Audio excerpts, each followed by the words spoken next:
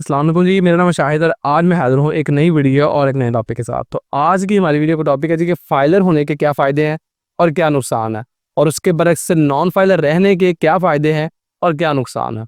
तो सबसे पहले हम चलते हैं जी कि फाइलर और नॉन फाइलर होता क्या है, इन दोनों में फ़र्क क्या है।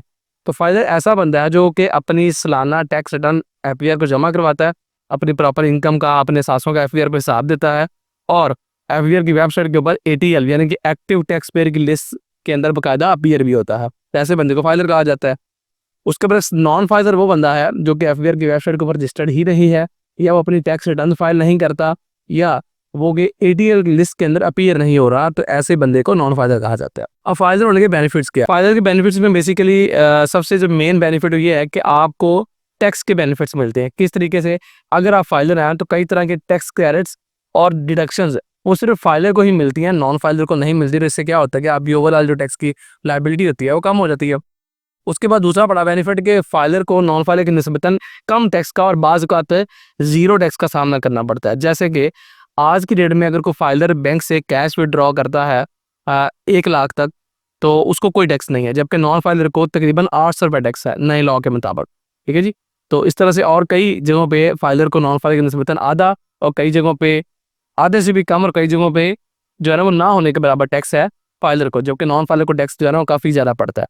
उसके बाद जी जो फाइलर है उसकी बेटर फाइनेंशियल रेपुटेशन होती है। जब उसकी बेटर फाइनेंशियल रेपुटेशन होगी मार्केट में, तो उसको अगर उसने किसी किस्म का कोई लोन लेना है तो उसने भी उसको किसी किस्म की हर्डल का सामना नहीं करना पड़ता, उसको ईजिली जो है ना वो लोन मिल जाता है। इसके बाद फाइलर के डिसएडवांटेजेस क्या है? अगर कोई बंदा फाइलर बनता है तो सबसे जो मेन इसका डिसएडवांटेज ये है कि आप एफबीआर के रडार के अंदर ज़्यादा आ जाते हैं।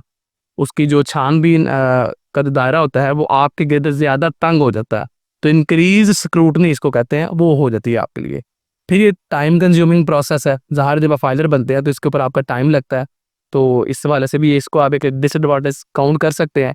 इसके अलावा जी पोटेंशियल फॉर टैक्स लायबिलिटी, जब आप फाइलर बन जाते हैं तो वही बात कि आप एफबीआर की स्क्रूटनी के अंदर, उसके सर्कल के अंदर ज़्यादा आते हैं।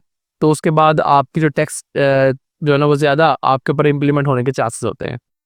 उसके बाद जी आपका जब आप ये सारा काम करते हैं टैक्स का, तो ऑब्वियसली आप इसके वाले से किसी न किसी कंसल्टेंट को हायर करते हैं, तो आपकी कंप्लायंस कॉस्ट भी इंक्रीज हो जाती है। अब इसके बाद अगर हम नॉन फाइलर की तरफ जाएं तो नॉन फाइलर रहने के क्या बेनिफिट्स हैं?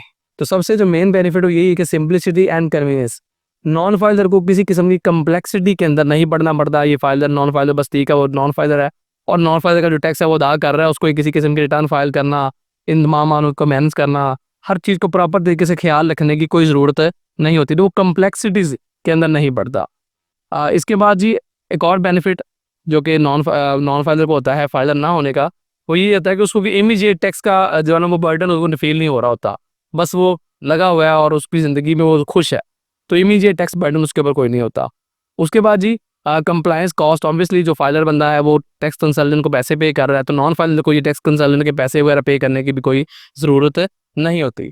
अच्छा, अब हम आते हैं कि नॉन फाइलर रहने के डिसएडवांटेजेस क्या है, क्या-क्या नुकसानात होते हैं अगर आप नॉन फाइलर रहते हैं। सबसे बेसिक चीज़ है जो आप फाइलर के बेनिफिट है वो नॉन फाइलर के डिसएडवांटेजेस हैं। जैसे कि हायर टैक्स रेट्स, अगर वो बंदा नॉन फाइलर है तो उसको ऑब्वियसली हायर टैक्स रेट का सामना करना पड़ता है। फिर उसके बाद जी उसको limited access to financial services, जैसे कि अगर उसने किसी के लोन लेना है तो लोन के हवाले से भी नॉन फाइलर को एफबीआर या मुतलका जो अदारे हैं जो लोन प्रोवाइड करते हैं वो कुछ ज़्यादा बेहतर तरीके से एंटरटेन नहीं करते।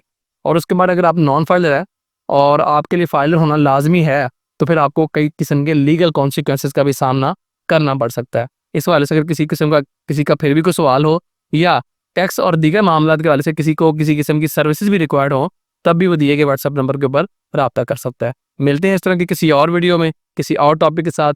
तब तक के लिए अपना बहुत सारा ख्याल रखिए। अल्लाह हाफिज़।